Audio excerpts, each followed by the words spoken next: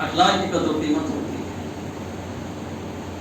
تو یہ کیریکٹر بھی ہم کو اپنے نوجوانوں کے اندر، اپنی بیٹیوں کے اندر، اپنی خواتین کے اگر داعی بنانا ہے، دعوت دینا ہے، بزرگان وطن کی غلط فہمیوں کو دور کرنا ہے. آپ دیکھیے اس حالات کے اندر بھی میجورٹی 80% میجورٹی آپ کے قرآن کو لے رہی ہے، سر پہ رکھ رہی ہے، سینے سے لگا رہی ہے.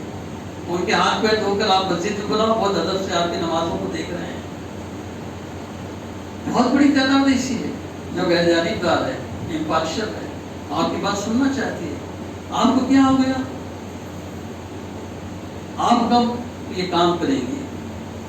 ان کی نفرتوں کو کب کم کریں گے؟ ان کے غصے کو آپ کب کم کریں گے؟ یہ کیریکٹر سے کرنا پڑے گا، اخلاق سے کرنا پڑے گا. تو دوستو فی زمانہ ہمیں اس کیریکٹر کے ساتھ زمانے کے اندر جانا ہے. لیکن ہماری امت کے سوال اعظم کو جو ہے قرآن و سنت سے جوڑنا ہے. آپ اگر یہ عزم کر لے، یہ حوصلہ کر لے، تاریخ بتاتی ہے کہ اللہ نے کیسے کیسے مدد کیا. ایک جنگ کے موقع پر حضور نبی کریم صلی اللہ علیہ وسلم اپنے صحابہ کے ساتھ خندق کھود رہے ہیں. سورہ احزاب میں پورا تذکرہ ہے. وہ جنگ کو غزوہ خندق بھی کہا جاتا ہے. 12,000 کا لشکر ہے سامنے، یہاں 3,000 ہے. وہ کھانے کے وعدے پڑے ہوئے ہیں، خوب خندق کے اور گڑھے کھود کھود کے پریشان ہو گئے ہیں، پیٹ میں روٹی نہیں ہے. ایک صحابی آتے ہیں، اپنا کرتا اٹھا کر کہتے ہیں رسول اللہ وہ برداشت نہیں ہوتی، پتھر بنا ہوا ہے. اللہ کے رسول نے تسلی دینے کے لیے اپنا کرتا مبارک اٹھایا، 2 پتھر بنے ہیں. میں بھی بھوکا ہوں. اب ایک چٹان جب حائل آ گئی، راستے میں نکل نہیں رہی تھی. اللہ کے رسول صلی اللہ علیہ وسلم لیڈر تھے، وہ جنگ سے بسالار تھے، خدا اپنے ہاتھ میں لیتے ہیں. صحابہ نے کوشش کی نہیں کہ اللہ کے رسول نے خدا لوٹائی. تو آپ دیکھیں کہ جب تیشا چلا رہے تھے اور چٹان پہ تو کیا کہہ رہے تھے؟ کسرا تباہ ہوا، قیصر تباہ ہوا. پیٹ میں روٹی نہیں ہے اور وقت کی سپر طاقت کو چیلنج کیا جا رہا ہے. اور آیتیں پڑھی جا رہی ہیں، قل جاء الحق ذاق الباطل ان الباطل کان زہوقا. حق آ گیا، باطل مٹ گیا، اور باطل مٹنے ہی کے لیے ویژن طے کیجیے. پہلے ویژن طے کیجیے کہ یہاں جانا ہے، عزائم کے ساتھ، کیریکٹر کے ساتھ، اللہ کی مدد کے ساتھ وہاں تک پہنچنا ہے. طے تو کریں آپ. یہ طے کیا تو نے کہ مدینہ کو اسلامی ریاست بنائیں گے. کھدیڑے جا رہے تھے ریگستانوں کے اندر، مارے جا رہے تھے، آگ پہ لٹائے جا رہے تھے، سینے پہ پتھر رکھے جا رہے تھے. ان ٹوٹے پھوٹے لوگوں نے 313 نے 1000 پہ غلبہ حاصل کیا، پہلی جنگ جیتی.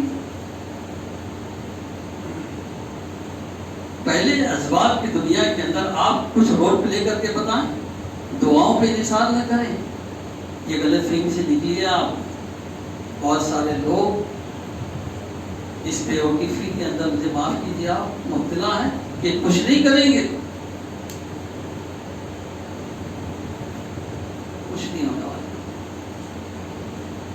اللہ کے رسول نے میدان بدر میں لوگوں کو پہلے کھڑا کیا، پہلے فیلڈنگ لگائی پوری،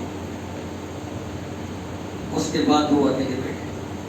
پڑھیے تاریخ آپ. پہلے دعا نہیں کیا آپ، پہلے فیلڈنگ لگائی. کون سا صحابی، کون سے لوگ، کون سے محاذ پہ کر رہے ہیں، کہاں سے کیا مقابلہ کریں. اس کے بعد اللہ کے رسول صلی اللہ علیہ وسلم، وہ بھی اجتماعی دعا نہیں تھی، آپ اکیلے دعا کر رہے تھے. دعاؤں کا تعلق انفرادی سے رہتا ہے. آدمی کو معلوم ہے کہ زندگی میں اس نے کیا کیا ہے، کون سی جگہ جا کر نالائکی کی ہے، اس کو پتا ہے. وہ خود دعا کرے. اللہ کے رسول میں پیدا تھا مسجد نبی کے اندر، جب نماز میں سلام پھیرتے تھے اپنے حجرے میں نکل کے چل جاتے تھے. سب کو دعا پڑھاتے نہیں بیٹھتے تھے. تمہارا مسئلہ ہے، تم کو کیا تمہارے لیے دعا ہو سکتی ہے. تم بولو خدا سے کہ تم نے کیا کیا تھا، معافی مانگو اس سے. بیچارے امام کو کیا معلوم کہ آپ کیا کیا کر خود کر رہے ہیں. تو دوستو بھائیو، دین کے مزاج کو سمجھیں، دین کی شعور کو حاصل کیجیے، اور قرآن سے ملے گا، نبی کے رسول کی زندگی سے ملے گا، صحابہ کرام جو ہمارے لیے مینار نور ہے، ان کی لائف سے ملے گا، وہ لائف اسٹائل اپنائیں، زندگی میں انقلاب آئے گا، تبدیلی آئے گی۔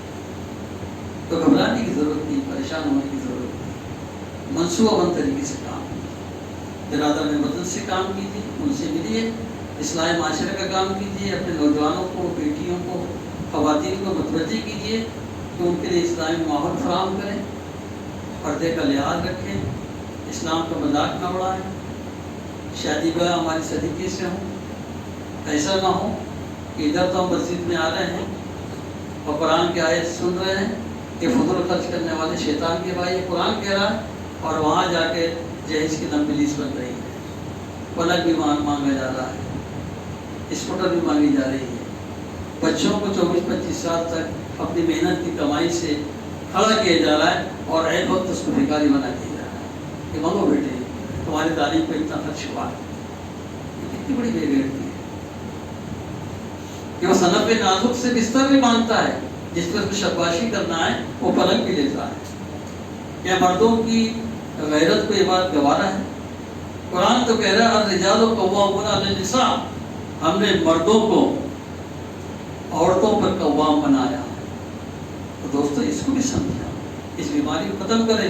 میں اس گھر میں، خدا کے گھر میں بیٹھ کے کہہ رہا ہوں اور خدا کی قسم کھا کے بات کہہ رہا ہوں کہ لڑکی والوں پر اسلام نے ایک پیسے کی ذمہ داری نہیں رکھی ہے۔ لفظ ایک پیسہ استعمال کر رہا ہوں۔ وہ حضرت نکاح کریں گے نا، چھواری کو ان کو لانا ہے مسجد کے اندر، مہر کو اس کو دینا ہے، اور ماں نانا نفقہ کے اس دلہن کو اپنانا ہے، صرف مہر نے نانا نفقہ، اس کا روٹی لباس وہ حل کرے گا۔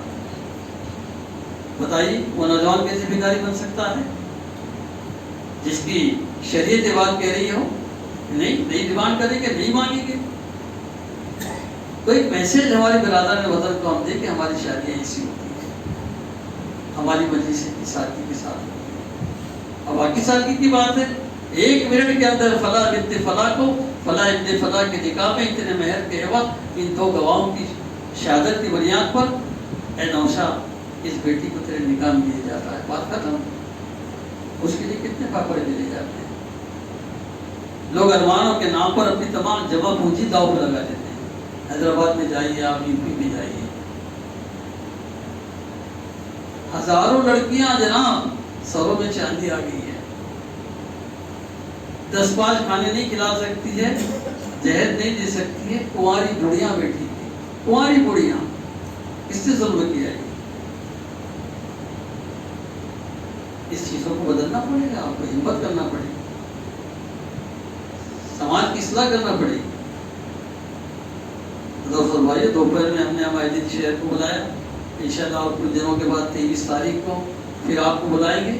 آپ بیٹھیے، اس ملت کا مستقبل طے کیجیے، اس کے حالات کو درست کیجیے، اس کے لیے پلاننگ کیجیے، ہر کوئی اپنے حصے کا کام لیجیے اور سماج میں کام پہ لگ جائیے۔ ایک قیادت کو کھڑا کیجیے، اس لیڈرشپ کو تسلیم کیجیے، اس پہ اعتماد کیجیے اور معاشرے میں اس کی بات سن کر کاموں پہ لگیے۔